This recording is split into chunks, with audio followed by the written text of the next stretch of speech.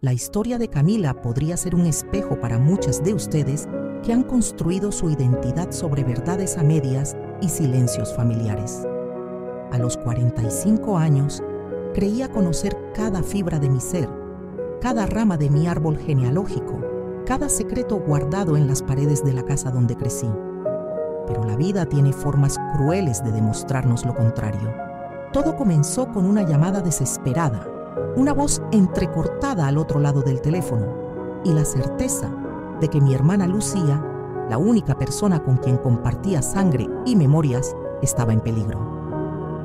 Hola a todos, hoy les compartiré una historia que tal vez resuene profundamente en aquellas almas que han descubierto, de manera intempestiva, que su vida estaba construida sobre arenas movedizas. Antes de continuar, les agradecería que se tomen un momento para dejar su like, suscribirse a este canal y compartir este video si sienten que puede ayudar a alguien más. Las historias como esta, aunque dolorosas, tienen el poder de sanar heridas invisibles en quienes las escuchan. Esta no es una historia de victimismo o resentimiento, es un relato sobre la fragilidad de la identidad, sobre cómo un secreto guardado por décadas puede desmoronar los cimientos de quien creemos ser. Es también un testimonio de cómo, a veces, es necesario perder todo lo que creíamos cierto para encontrar nuestra verdadera esencia. Prepárense para acompañarme en un viaje que comenzó con desesperación, continuó con incredulidad y que aún no sé dónde terminará. Antes de comenzar, quiero advertirles que esta narración contiene temas delicados como abandono familiar, engaño y crisis de identidad. No busco generar lástima ni juicio hacia ninguno de los involucrados. Solo intento compartir cómo los secretos familiares, aunque nacidos muchas veces desde el amor y la protección, pueden convertirse en jaulas invisibles de las que eventualmente debemos escapar para seguir respirando. Esta es mi historia, con sus luces y sombras, con sus verdades y mentiras entrelazadas. Me llamo Camila Sánchez. Nací, o eso creía, un 24 de marzo de 1978 en Valencia. Mi infancia transcurrió entre los olores del pan recién horneado de mi madre Dolores y las historias de marineros que mi padre Rafael contaba cada noche. Siempre fuimos una familia modesta pero unida. Mi hermana Lucía llegó 3 años después que yo, completando nuestro pequeño mundo. Crecimos inseparables, compartiendo desde muñecas hasta secretos adolescentes. Los genes no mienten, decían todos. Teníamos la misma sonrisa, el mismo lunar en la mejilla izquierda, la misma risa contagiosa. Nuestra vida familiar no era perfecta, pero funcionaba en su imperfección. Papá trabajaba demasiado en la construcción. Mamá se desvivía por mantenernos alimentadas y educadas. Lo que nos faltaba en lujos, lo compensábamos con amor. O eso creía yo. Siempre hubo fotografías en las paredes. Yo recién nacida en brazos de mamá. Lucía llegando a casa desde el hospital. Recuerdos tangibles que confirmaban nuestra historia común, nuestra sangre compartida, nuestra pertenencia mutua y absoluta a ese clan llamado Sánchez. Crecí escuchando anécdotas sobre mi nacimiento, las contracciones que sorprendieron a mamá mientras cocinaba paella, el taxi que casi no llega a tiempo, mi llanto poderoso que, según papá, despertó a todo el hospital. Pequeños fragmentos de una historia que me definía y ubicaba en el mundo. Con Lucía fue diferente, decían. Un parto rápido, casi indoloro, como si hubiera tenido prisa por conocernos. Nunca cuestioné estas historias, ¿por qué habría de hacerlo? Eran los cimientos de mi existencia. Mi adolescencia transcurrió entre rebeliones normales y reconciliaciones emotivas. Me distancié un tiempo de Lucía cuando ella entró en la universidad y yo decidí trabajar en lugar de estudiar. Pero el vínculo siempre permanecía intacto, como un elástico que puede estirarse, pero nunca romperse. La sangre tira, repetía mamá cuando nos veía reconciliarnos tras alguna pelea tonta. En retrospectiva, se me hiela la sangre al recordar esa frase en sus labios.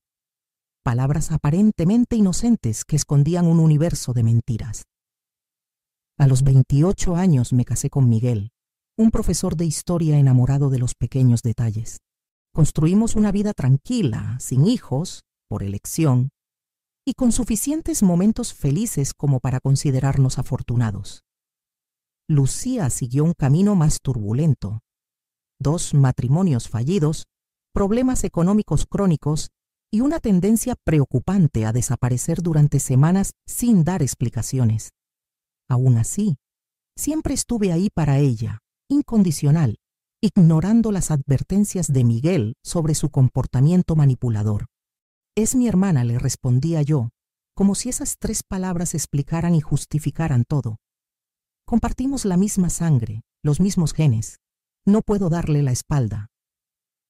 Miguel sacudía la cabeza, frustrado pero resignado. Con el tiempo, aprendió a no cuestionar mi lealtad inquebrantable hacia Lucía. Aunque muchas veces sentía que abusaba de mi generosidad, algo primitivo dentro de mí me impedía negarle ayuda. Quizás era un presentimiento, una intuición de que algún día los papeles se invertirían.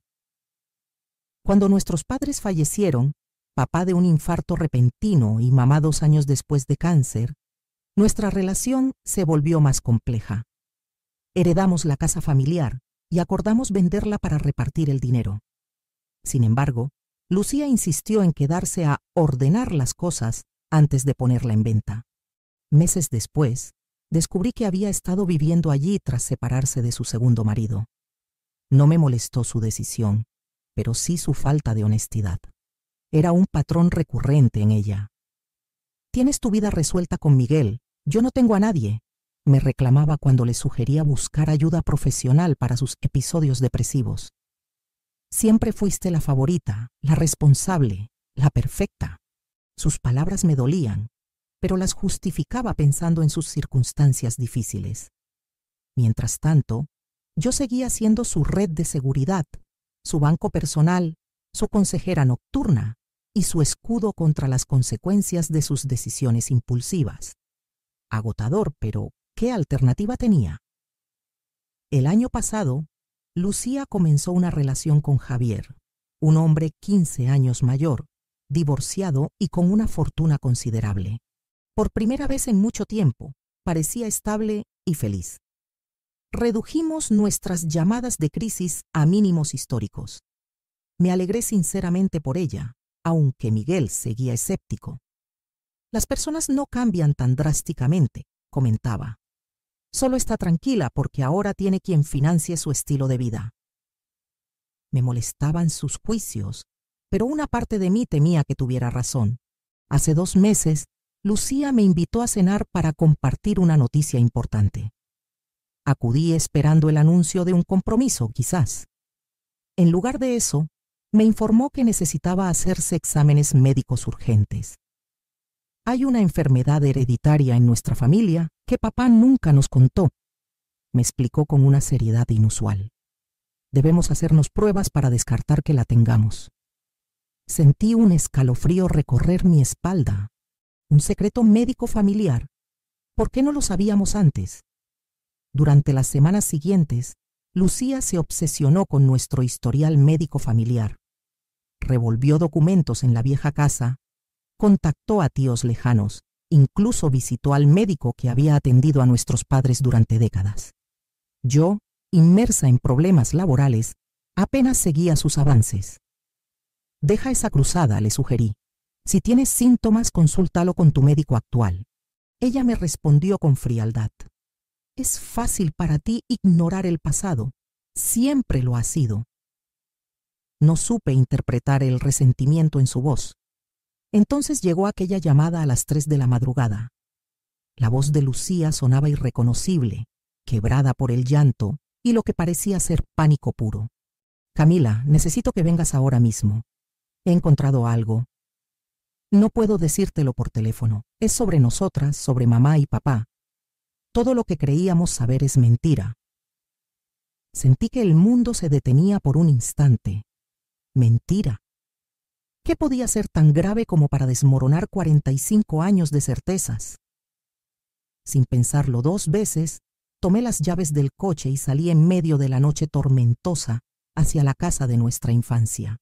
La lluvia golpeaba con furia el parabrisas mientras conducía por la carretera desierta. Mi mente divagaba entre posibilidades cada vez más oscuras. ¿Qué habría descubierto Lucía tan terrible que no podía decírmelo por teléfono? Pensé en deudas, en enfermedades terminales, incluso en algún crimen familiar encubierto.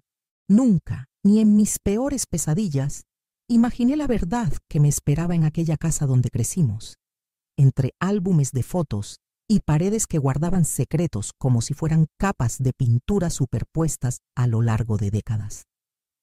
Aparqué frente a la casa familiar a las 4 de la madrugada. Las luces estaban encendidas, pero no se escuchaba ningún sonido.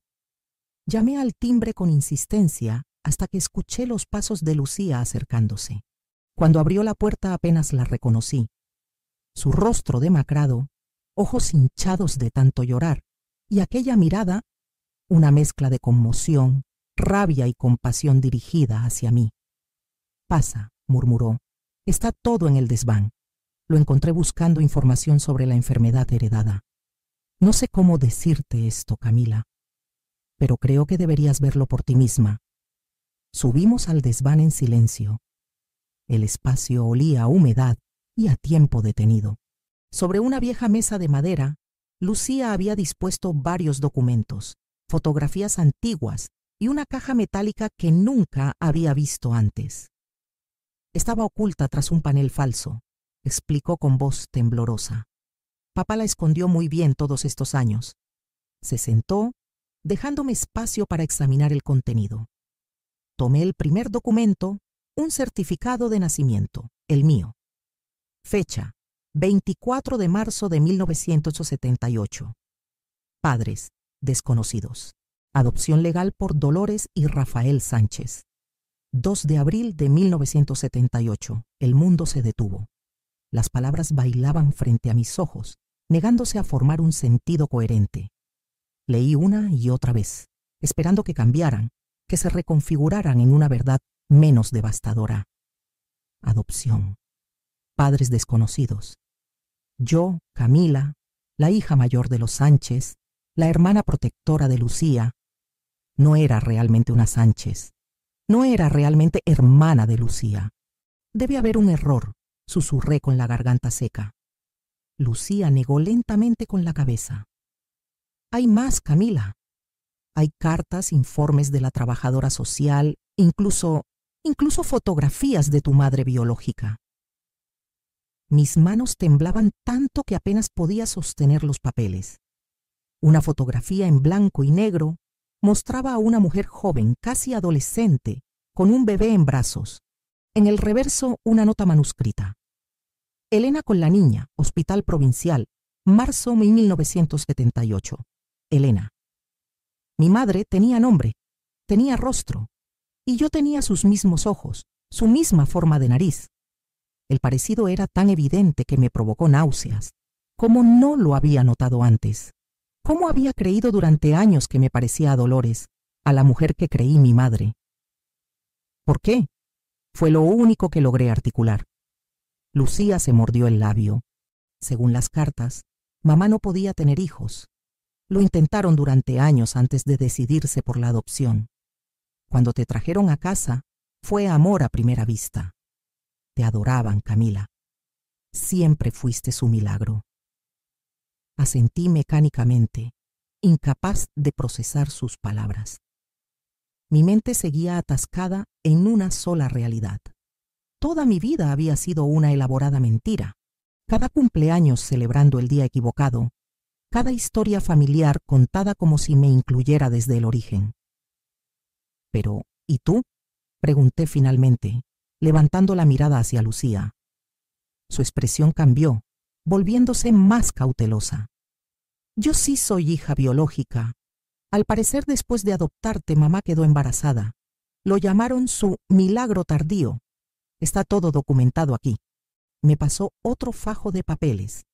Certificados médicos, felicitaciones por el inesperado embarazo tras años de intentos fallidos. Por eso siempre decían que mi llegada fue diferente a la tuya, porque realmente lo fue. la revelación cayó sobre mí como una avalancha, sepultando cada certeza que había tenido sobre mi lugar en el mundo. Las horas siguientes transcurrieron en una especie de trance. Revisamos meticulosamente cada documento. Había cartas de la trabajadora social que gestionó mi adopción, alabando el ambiente amoroso que me habían proporcionado los Sánchez. Formularios firmados comprometiéndose a no revelar a la niña su condición de adoptada hasta que alcance la madurez necesaria. Un compromiso que nunca cumplieron, que decidieron enterrar para siempre. 45 años de mentiras sostenidas con sonrisas, abrazos y celebraciones familiares. Entre los documentos encontramos algo que me heló la sangre. Información sobre mi madre biológica. Elena Montero, 17 años cuando me dio a luz. Sin recursos, sin apoyo familiar. Entrega voluntaria para adopción, indicaba el formulario. Sin embargo, una carta manuscrita dirigida a los futuros padres adoptivos contaba otra historia. Les entrego lo más valioso que tengo porque no puedo ofrecerle la vida que merece. Si algún día quiere conocerme, díganle que nunca dejé de pensar en ella. Una carta que mis padres decidieron ocultarme, negándome la posibilidad de saber que alguien más en este mundo pensaba en mí. ¿Crees que siga viva?, pregunté con un hilo de voz. Lucía me miró con compasión. No lo sé. Han pasado más de 4 décadas. Asentí, demasiado abrumada para llorar. Cada fotografía revelaba nuevas capas de la mentira. Celebraciones de mi nacimiento, donde mis padres sonreían a la cámara, sosteniendo a un bebé que habían recogido una semana antes de un orfanato. Cumpleaños festejados en la fecha equivocada porque coincidía con el día que llegué a su hogar, no con mi verdadero nacimiento. Una vida cimentada sobre una ficción cuidadosamente orquestada. Cuando el amanecer comenzó a filtrarse por las ventanas polvorientas del desván, Lucía preparó café. Nos sentamos en la cocina, ese espacio que ahora se sentía ajeno, como si perteneciera a una vida que ya no reconocía como mía. ¿Por qué ahora?, le pregunté. ¿Por qué justo ahora tenías que encontrar esto? Mi tono sonaba acusatorio, injustamente dirigido hacia la única persona que había tenido el valor de mostrarme la verdad. Lucía suspiró, dejando su taza sobre la mesa con cuidado, como si también ella temiera que todo se rompiera con un movimiento brusco. Fue por mi relación con Javier, confesó finalmente. Estamos planeando casarnos y queremos tener hijos. Me preocupaba esa supuesta enfermedad hereditaria de la familia. Javier insistió en que investigara a fondo antes de intentar quedar embarazada. Hizo una pausa, eligiendo cuidadosamente sus palabras.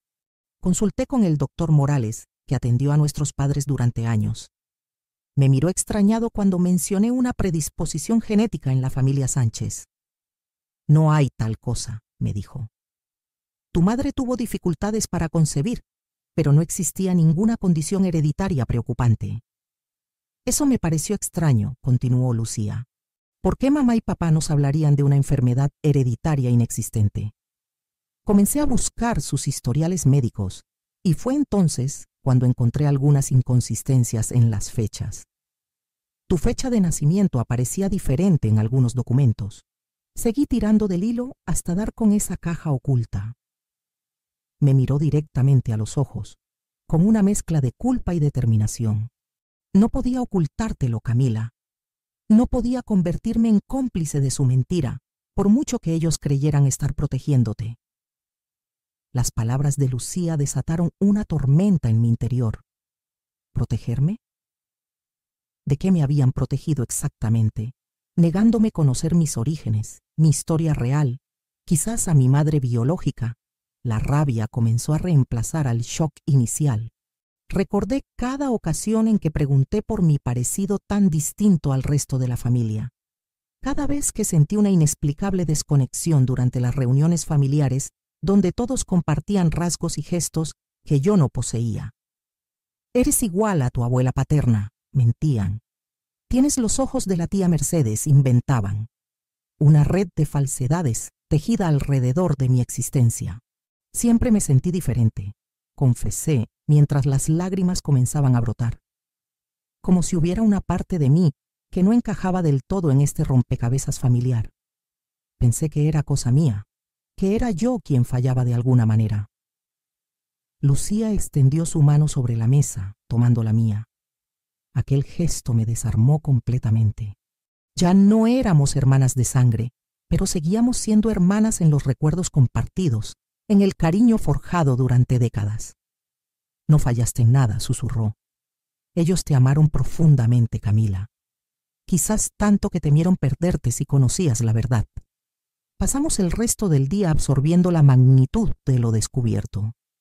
Entre los documentos, encontramos una dirección en Alicante asociada a Elena Montero, mi madre biológica. Databa de 1980, apenas 2 años después de mi nacimiento. Habría intentado contactarme.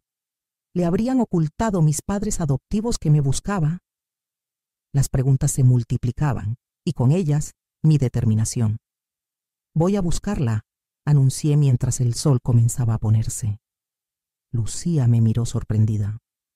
Camila, han pasado más de 4 décadas. Es posible que esa dirección ya no exista, que ella se haya mudado, o incluso... No terminó la frase, pero no era necesario. Yo ya había tomado una decisión. Necesitaba conocer la otra mitad de mi historia, aunque eso significara desmoronar por completo la identidad que había construido durante toda mi vida. 3 días después del descubrimiento, Miguel notó el cambio en mí. «Pareces ausente», me dijo durante la cena, mientras yo movía la comida de un lado a otro del plato sin probar bocado. Levanté la mirada, observándolo como si fuera la primera vez. ¿Sabría él también mi verdad? ¿Me habría casado con alguien que participaba en esta conspiración de silencio? ¿Tú lo sabías?, le pregunté sin preámbulos. Su expresión confundida me dio la respuesta antes que sus palabras. ¿Saber qué? Respiré hondo y solté la bomba que había estado carcomiendo mi interior. Que soy adoptada. Que toda mi vida ha sido una mentira.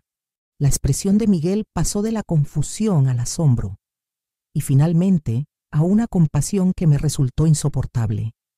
No necesitaba su lástima. Necesitaba respuestas. Necesitaba tierra firme bajo mis pies cuando todo parecía desmoronarse. Camila, yo...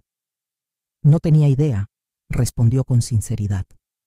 Me levanté bruscamente, incapaz de soportar la intensidad de sus ojos sobre mí. Voy a buscarla, anuncié mientras recogía los platos sin mirarle. ¿A quién?, preguntó él todavía procesando la noticia. A mi madre biológica, a Elena Montero. Necesito saber quién soy realmente. Miguel intentó razonar conmigo como siempre. Demasiado pragmático, demasiado racional para mi caos emocional del momento. Camila, han pasado más de 40 años. Esa dirección probablemente ya no sirva. Y aunque la encuentres, ¿has pensado en lo que podría significar? Quizás ella rehizo su vida, formó otra familia. Sus palabras, aunque bien intencionadas, eran puñales. ¿Insinúas que debería seguir viviendo en la ignorancia? ¿Que debería honrar el deseo de mis padres de mantenerme en la oscuridad sobre mi propio origen? No esperé su respuesta. Salí dando un portazo. Necesitaba aire. Necesitaba espacio para el torbellino que arrasaba mi interior. Esa noche dormí en la casa familiar, la que ahora sabía que nunca había sido verdaderamente mía. Lucía me había dejado las llaves antes de regresar con Javier. Tómate el tiempo que necesites, me había dicho. En mi antigua habitación, ahora despojada de casi todos mis recuerdos, contemplé el techo familiar con ojos nuevos. Las grietas formaban patrones que nunca había notado, igual que los secretos habían formado el diseño oculto de mi vida. Recordé cuando tenía 7 años y pregunté a mamá por qué no me parecía a nadie de la familia. «Eres especial», respondió ella acariciando mi mejilla. «Dios te hizo única». No era Dios quien me había hecho única. Era el ADN de unos desconocidos. Al amanecer tomé una decisión. No informaría a nadie de mis planes. No quería la preocupación de Miguel ni los consejos cautelosos de Lucía. Empaqué los documentos, la dirección en Alicante, las pocas fotografías que había de Elena Montero y conduje de regreso a nuestro apartamento. Miguel estaba preparando café cuando entré. Me abrazó en silencio y por un momento me permití hundirme en su calor, en la única certeza que parecía quedarme. «Te ayudaré en lo que decidas», murmuró contra mi cabello. Asentí, sabiendo que le mentiría. Este viaje hacia mi origen era algo que debía hacer sola. Inventé un viaje de trabajo urgente. 3 días en Barcelona, le dije a Miguel. Un cliente importante, una oportunidad que no podía rechazar. Asintió, fingiendo creerme, mientras sus ojos revelaban que sabía perfectamente que le estaba mintiendo. No insistió. Era una de las cosas que siempre había amado de él, su capacidad para darme espacio, para respetar mis procesos, incluso cuando estos implicaban mentiras piadosas. Preparé una pequeña maleta, cargué el GPS con la dirección de Alicante y emprendí el viaje que potencialmente cambiaría todo lo que creía saber sobre mí misma. Durante el trayecto, mi mente viajó al pasado, a los cumpleaños donde soplaba velas sobre un pastel que celebraba una fecha falsa, a la fiesta de 15 años donde papá dio un emotivo discurso sobre el día que llegaste a nuestras vidas y la iluminaste para siempre. Ahora entendía el doble sentido de sus palabras, la verdad oculta tras la metáfora. No se refería a mi nacimiento, sino a mi llegada a su hogar, a sus brazos. El pastel, las velas, las canciones, todo basado en una mentira dulce, quizás bien intencionada, pero una mentira al fin y al cabo. ¿Cuánto más habían tergiversado? Recordé las historias sobre mi infancia, los cuentos sobre mis primeros pasos, mis primeras palabras. Cuánto de eso era real y cuánto inventado para llenar los huecos de una vida que no habían presenciado. El símbolo más doloroso era aquel medallón de plata que mamá me había entregado en mi 18º cumpleaños.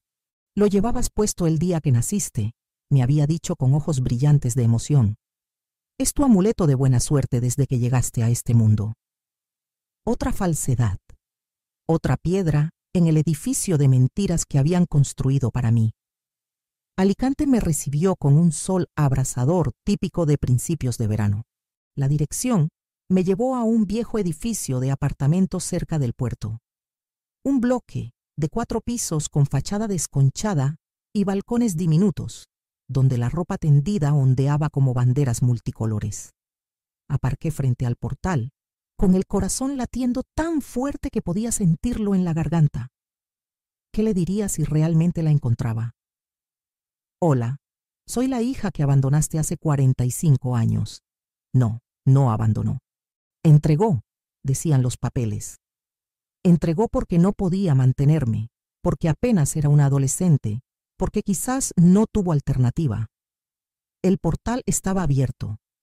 Subí al 3er piso siguiendo la indicación del documento antiguo. Apartamento 3B. Me detuve frente a la puerta, paralizada por el miedo y la esperanza a partes iguales. ¿Y si no era ella? ¿Y si era pero no quería verme? ¿Y si había fallecido? Respiré hondo y llamé al timbre. Los segundos se estiraron dolorosamente mientras esperaba. Nada. Volví a intentarlo. Finalmente, escuché pasos acercándose. La puerta se abrió y apareció una mujer mayor, de unos 70 años, con el pelo canoso recogido en un moño descuidado y ojos claros que me estudiaron con curiosidad. ¿Sí?, preguntó la mujer. No era Elena. No podía serlo. Esta mujer no tenía ningún parecido con la joven de la fotografía, ni conmigo. «Disculpe, estoy buscando a Elena Montero», dije con voz temblorosa. La expresión de la mujer cambió, tornándose cautelosa. «¿Quién la busca?» Dudé un momento. ¿Cómo explicar quién era yo? ¿Cómo resumir en una frase el motivo de mi búsqueda? Creo que soy su hija», respondí finalmente. La mujer palideció visiblemente, aferrándose al marco de la puerta como si necesitara apoyo para mantenerse en pie. «Dios mío», susurró, «después de tantos años». No era Elena, pero conocía mi historia. La mujer se presentó como Pilar, hermana mayor de Elena. Me invitó a pasar a un apartamento modesto pero pulcramente mantenido. Preparó café mientras yo observaba las fotografías familiares que decoraban las paredes. En varias de ellas reconocía una versión adulta de la joven de mi fotografía. Elena en sus 20s, en sus 30s, siempre con una sonrisa que no alcanzaba sus ojos.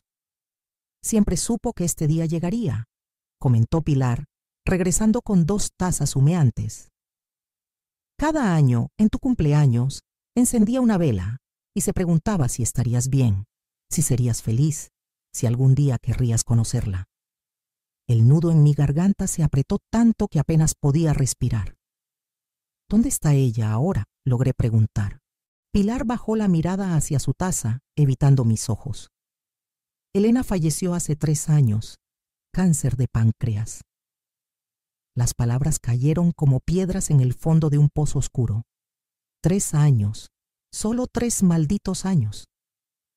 Si hubiera descubierto la verdad antes, si mis padres hubieran sido honestos conmigo cuando alcancé la edad adulta, podría haberla conocido. Podríamos haber tenido tiempo. «Lo siento», añadió Pilar al ver mi expresión devastada. «Ella nunca dejó de buscarte, ¿sabes? Durante años intentó contactar con la agencia de adopción, pero le dijeron que era un proceso cerrado, que los padres adoptivos habían solicitado confidencialidad absoluta. Mis padres, los que creí mis padres biológicos durante toda mi vida, habían bloqueado activamente cualquier intento de mi madre biológica por encontrarme. La rabia comenzó a bullir en mi interior, mezclándose con el dolor de la pérdida de alguien a quien nunca llegué a conocer. Tenía 17 años cuando te tuvo», continuó Pilar, ajena a mi tormenta interior. «Nuestros padres la echaron de casa cuando supieron que estaba embarazada. El padre del bebé, un chico del barrio, negó su responsabilidad. Yo acababa de casarme y apenas podía mantenerme a mí misma y a mi marido. Historias dolorosamente comunes, realidades crueles de otra época. No tuvo opción», concluyó, como si necesitara justificar la decisión de su hermana ante mí. Pilar desapareció momentáneamente en otra habitación y regresó con una caja de cartón desgastada. «Esto es para ti», dijo, colocándola suavemente sobre la mesa. «Elena la preparó por si algún día aparecías». Dentro encontré cartas fechadas en cada uno de mis cumpleaños, desde el primero hasta el 42º, el último que vivió. Fotografías suyas a lo largo de los años. Un diario donde había registrado sus intentos por encontrarme, sus esperanzas, sus miedos. Y un medallón idéntico al que mamá, Dolores, me había entregado, asegurando que era mío desde el nacimiento. «Tenías uno puesto cuando te entregó», explicó Pilar. «Ella se quedó con el gemelo. Era su forma de mantener un vínculo contigo. La revelación fue la gota que colmó el vaso. El medallón no era una mentira más. Era lo único auténtico que me habían dicho sobre mi origen.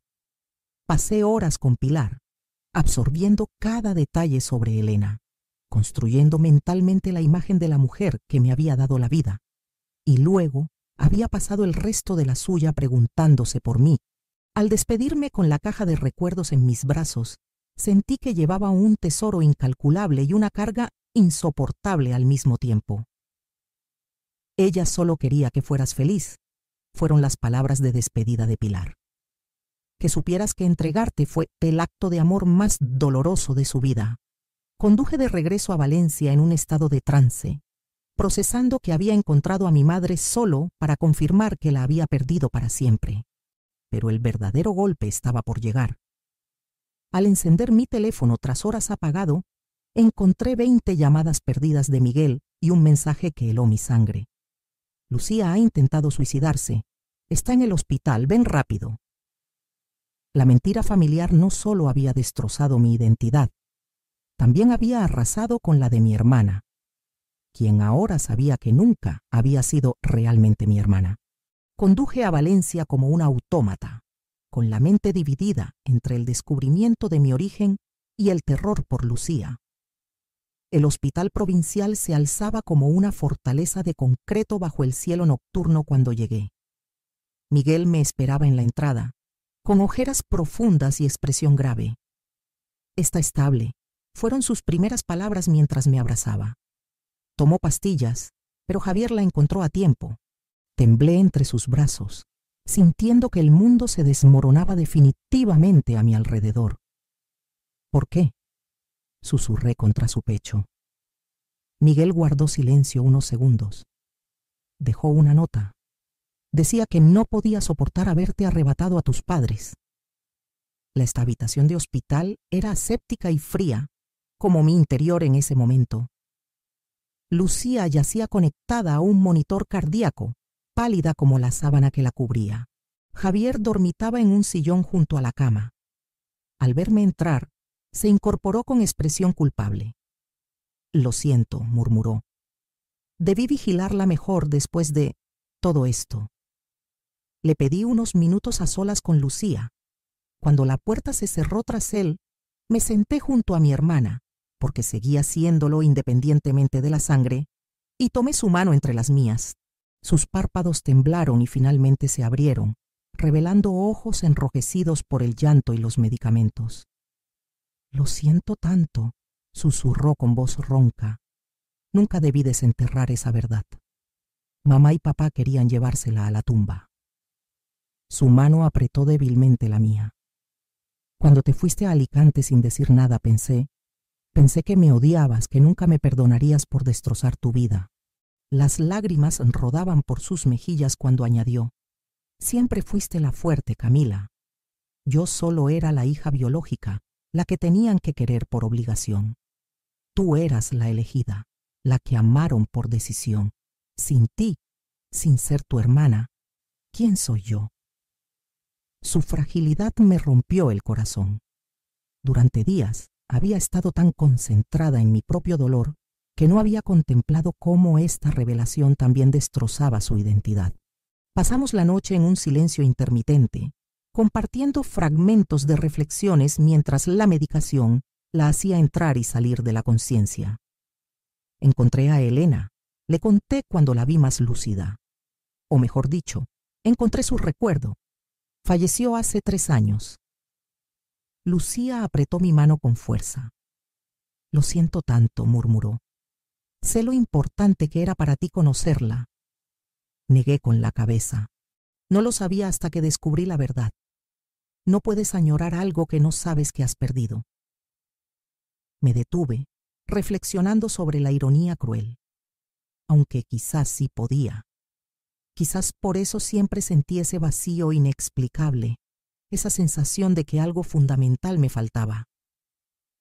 A la mañana siguiente, los médicos confirmaron que Lucía podría irse a casa en unas horas. Salí a la cafetería para buscar algo que pudiera tentarla a comer. Mientras esperaba mi pedido, revisé el contenido de mi bolso y encontré el sobre que Pilar me había entregado antes de partir. «Ábrelo cuando estés lista», había dicho. Lo contemplé durante varios minutos, temiendo y anhelando a partes iguales lo que pudiera contener. Finalmente, respirando hondo, rompí el sello y extraje una carta escrita con caligrafía delicada, fechada 3 meses antes del fallecimiento de Elena. «Mi querida hija», comenzaba la carta, «si estás leyendo esto, finalmente has descubierto la verdad y has encontrado el camino hacia mí, aunque yo ya no esté para recibirte. Hay algo que necesitas saber, algo que he guardado durante décadas esperando el momento adecuado para revelarlo». Las siguientes líneas me dejaron sin aliento. «No fuiste mi única hija. 3 años después de ti tuve otra niña. Las circunstancias eran diferentes entonces. Tenía trabajo estable, un pequeño apartamento, apoyo de mi hermana. Pude quedármela, la llamé Lucía». El mundo se detuvo. Releí el párrafo incapaz de procesar su significado. Lucía. Mi Lucía, la que siempre había creído mi hermana por parte de mis padres adoptivos. Era en realidad mi hermana biológica. Corrí de vuelta a la habitación con el corazón martilleando contra mis costillas. Lucía estaba sola. Javier había ido a completar el papeleo para su alta. Me miró extrañada al ver mi expresión desencajada. Sin palabras, le extendí la carta. La observé mientras leía. Vi cómo el color abandonaba su rostro, cómo sus manos comenzaban a temblar incontrolablemente. «No puede ser», susurró. «Es imposible», pero en sus ojos veía que ya estaba conectando las piezas. Nuestro innegable parecido físico que todos atribuían a coincidencia, esa conexión especial que siempre habíamos sentido, más profunda que cualquier vínculo familiar normal. «Elena te entregó a los Sánchez», continué explicando mientras Lucía seguía en shock. 3 años después, cuando quedó embarazada nuevamente, su situación había mejorado. Pero temía que si te reclamaba, los Sánchez lucharían legalmente y podrían quitarle también a su segunda hija. Tomé aire, intentando procesar la magnitud de esta nueva revelación. Entonces hizo lo impensable. Les entregó voluntariamente a su segunda hija, a ti, Lucía, para que te criaran junto a mí. La carta lo explicaba todo. Cómo Elena había investigado y descubierto que los Sánchez no podían concebir. Cómo se había presentado con una bebé de pocas semanas asegurando que era hija de una prima fallecida. Cómo les había suplicado que la acogieran.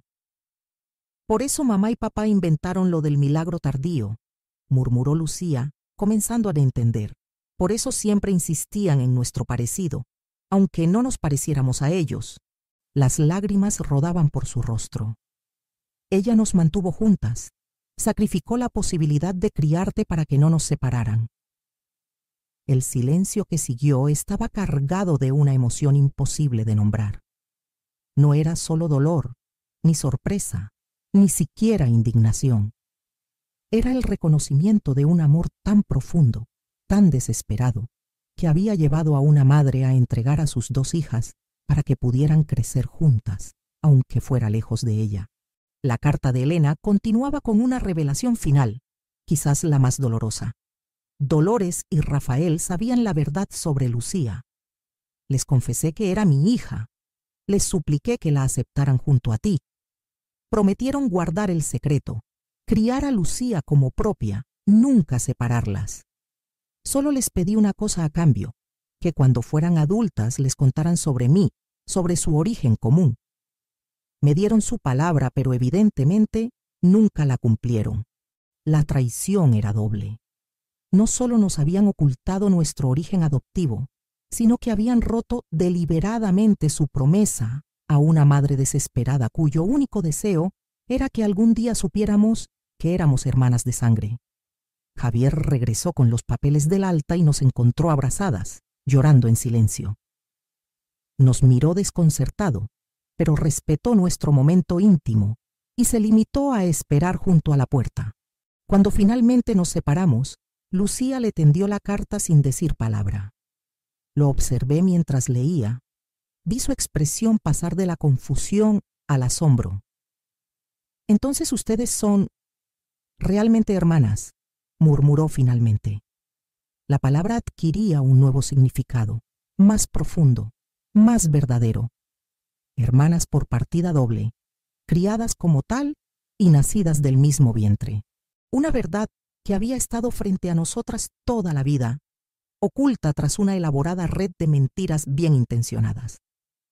Regresamos a la casa familiar esa tarde.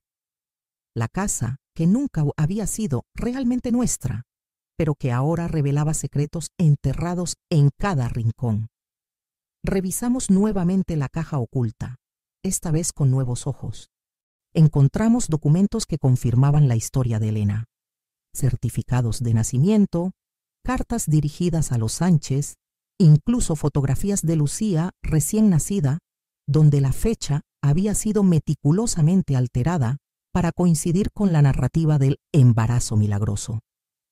El engaño había sido meticuloso, perfectamente ejecutado, para borrar cualquier conexión con nuestra madre biológica. ¿Por qué?, murmuró Lucía mientras contemplábamos las evidencias esparcidas sobre la mesa del comedor. ¿Por qué mantener la mentira incluso después de que creciéramos? ¿Por qué no cumplir su promesa a Elena? No tenía respuesta, solo conjeturas. Quizás temían que buscáramos a Elena y los abandonáramos. Quizás se habían convencido de que el engaño era lo mejor para nosotras.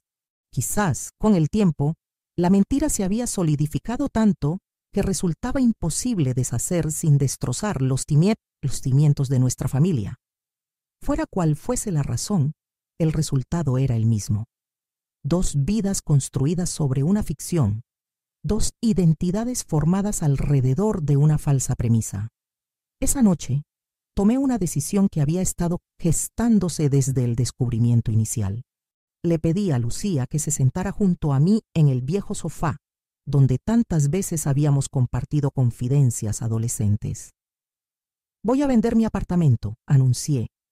«Voy a usar ese dinero y lo que me corresponde de la herencia para comprar una propiedad en Alicante, cerca de donde vivió Elena en sus últimos años». Lucía me miraba sin comprender totalmente.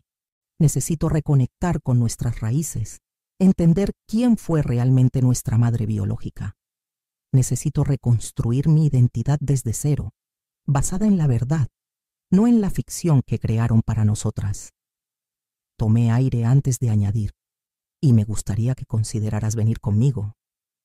El silencio de Lucía me preocupó. Finalmente habló con voz apenas audible. «¿Miguel?». Entendí su pregunta no formulada.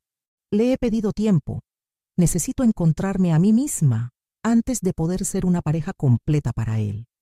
Si nuestro matrimonio es lo suficientemente fuerte, sobrevivirá a esta transición». No mencioné que Miguel había recibido la noticia con una mezcla de comprensión y resignación, como si hubiera estado esperando durante años que algo así sucediera. «Siempre has tenido un pie fuera de esta vida», me había dicho, como si inconscientemente supieras que no te pertenecía por completo. Quizás tenía razón. Quizás una parte de mí siempre había sabido que mi historia comenzaba en otro lugar. 3 días después, mientras empacábamos las pocas pertenencias que queríamos conservar de la casa familiar, encontramos una última carta, oculta en el forro de un viejo álbum de fotos. Era de mamá, de Dolores, fechada 1 mes antes de su fallecimiento. «Mis queridas hijas», comenzaba. «Si están leyendo esto, significa que finalmente han descubierto la verdad que su padre y yo decidimos ocultarles. No fue por egoísmo, aunque ahora pueda parecerlo. Fue por miedo a perderlas, por terror a que el conocimiento de su origen biológico las alejara de nosotros. Elena fue una mujer extraordinaria que tomó la decisión más difícil, por amor a ustedes. Nosotros tomamos la nuestra, equivocada o no, por el mismo motivo. Perdónenos si pueden». La carta caía de mis manos mientras Lucía y yo nos mirábamos, comprendiendo que teníamos que tomar una decisión: aferrarnos al resentimiento por el engaño o aceptar que a veces el amor se expresa de formas imperfectas, incluso erradas, pero sigue siendo amor. 6 meses han pasado desde que descubrimos la verdad. Alicante nos recibió con brazos abiertos, como si la ciudad hubiera estado esperándonos durante décadas. Encontramos una pequeña casa cerca del mar, con 2 habitaciones que dan al amanecer, y un jardín diminuto donde plantamos jazmines, las flores favoritas de Elena, según nos contó Pilar. Cada mañana, al abrir las ventanas y sentir la brisa marina, imagino que ella percibía este mismo aroma, que contemplaba este mismo horizonte azul mientras pensaba en sus hijas perdidas. La diferencia es que nosotras sabemos exactamente dónde estamos, reconstruyéndonos desde los cimientos. Lucía decidió venir conmigo, al menos temporalmente. Javier entendió su necesidad de espacio y tiempo, y viaja cada 2 semanas para visitarla. Tienen planes de boda para el próximo año, cuando las aguas se hayan calmado y las heridas hayan comenzado a cicatrizar. Miguel y yo nos hemos dado una separación indefinida. No es un adiós definitivo, sino un paréntesis necesario. Cuando sepas quién eres realmente, me dijo en nuestra última conversación, decide si esa persona quiere seguir compartiendo su vida conmigo. No puedo pedirle más comprensión, ni prometerle nada que no sé si podré cumplir. Pilar se ha convertido en nuestro vínculo con el pasado, en la narradora de las partes de nuestra historia que nos fueron arrebatadas. Cada domingo almorzamos juntas, y ella trae fotografías nuevas, anécdotas, pequeños detalles sobre Elena que vamos atesorando como las piezas dispersas de un rompecabezas familiar. Tenías su misma manía de arrugar la nariz cuando te concentrabas, le dijo a Lucía hace unas semanas. Y tú, me señaló, heredaste su manera de hablar con las manos, de gesticular para enfatizar cada palabra importante. Son detalles minúsculos, pero para nosotras son raíces que finalmente encontraron tierra donde afianzarse. La caja que Elena preparó para mí ahora ocupa un lugar de honor en nuestra sala. Junto a ella, hemos colocado otra similar que Pilar armó para Lucía, con duplicados de muchas fotografías y cartas adicionales que Elena había escrito pensando en su pequeña, como la llamaba. Los medallones gemelos, el mío y el que Elena conservó toda su vida, cuelgan enmarcados en la pared. Son nuestro recordatorio diario de que, incluso en la separación más dolorosa, existía un hilo invisible que nos mantenía conectadas. Un hilo que por fin hemos podido reconocer y honrar. El proceso de perdonar a Dolores y Rafael ha sido el más difícil. Algunos días la indignación por su engaño sostenido durante décadas nos consume. Otros logramos entender que, a su manera imperfecta, intentaron protegernos y amarnos lo mejor que pudieron. La carta de Dolores nos reveló que el pacto con Elena incluía una suma mensual que nuestros padres adoptivos le enviaban para ayudarla económicamente. No era caridad. Era su forma de reconocer que, aunque legalmente éramos suyas, biológicamente seguíamos siendo hijas de aquella mujer que había sacrificado tanto por mantenernos juntas. La semana pasada, mientras ordenábamos los últimos documentos que trajimos de Valencia, encontramos algo que había pasado desapercibido. Un viejo sobre con la dirección del bufete de abogados que gestionó nuestras adopciones. Dentro había una cuenta bancaria a nombre de ambas, con depósitos mensuales realizados por nuestros padres desde que éramos pequeñas. El último ingreso, realizado días antes de la muerte de mamá, incluía una nota, para que busquen sus raíces cuando estén listas. Ellos sabían que este día llegaría, que eventualmente necesitaríamos respuestas. A su manera, se habían preparado para ello. Decidimos usar ese dinero para establecer una pequeña fundación en memoria de Elena.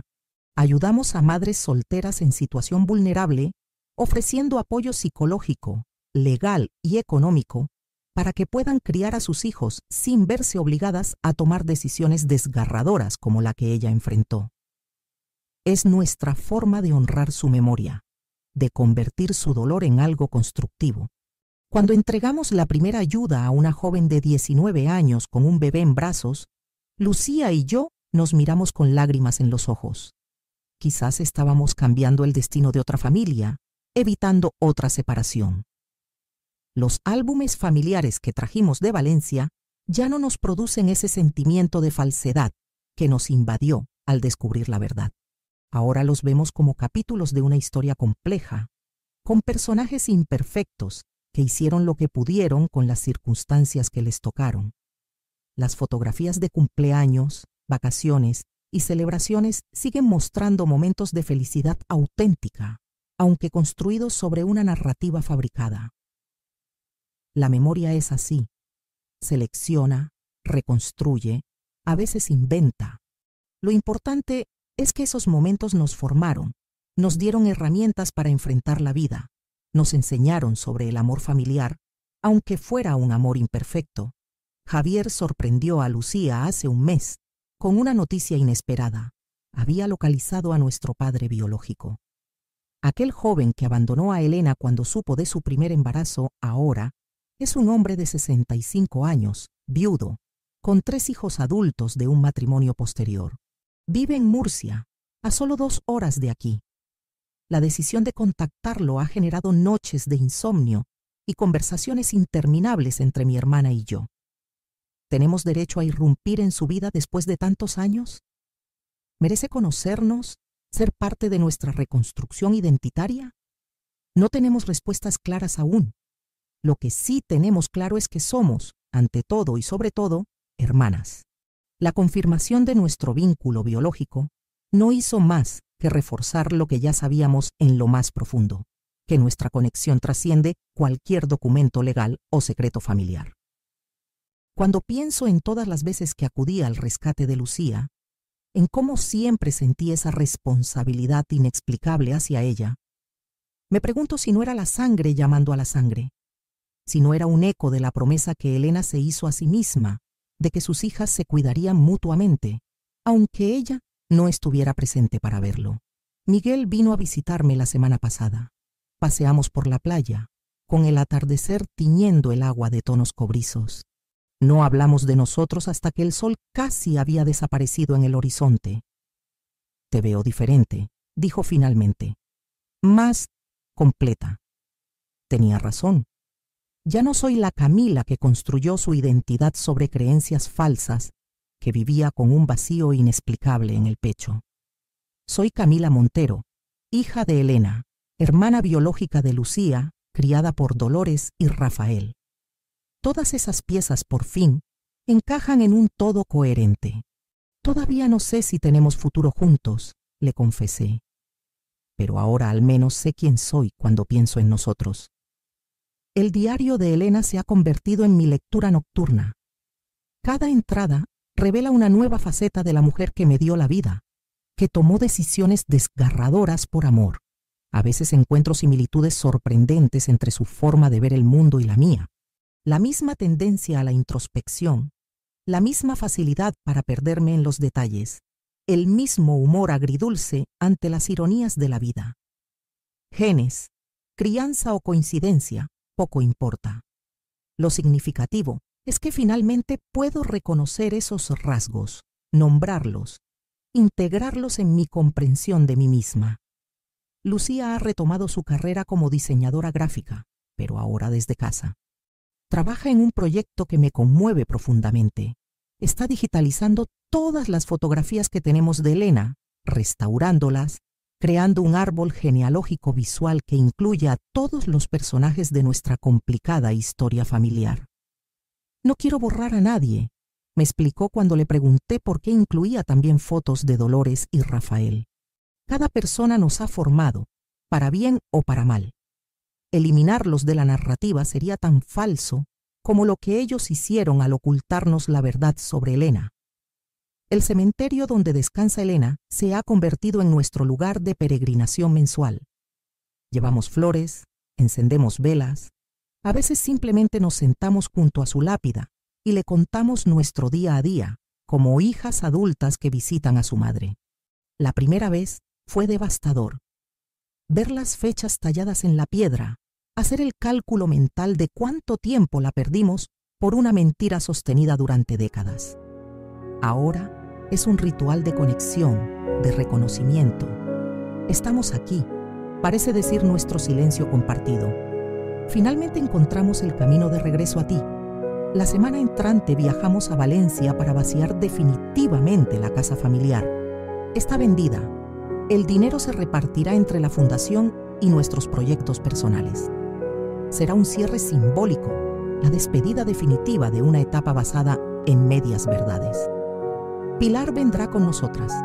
Quiere conocer el lugar donde crecimos, donde Elena dejó a sus hijas confiando en que estarían juntas y seguras. Llevaremos fotografías de cada habitación, documentaremos cada rincón para preservar esa parte de nuestra historia.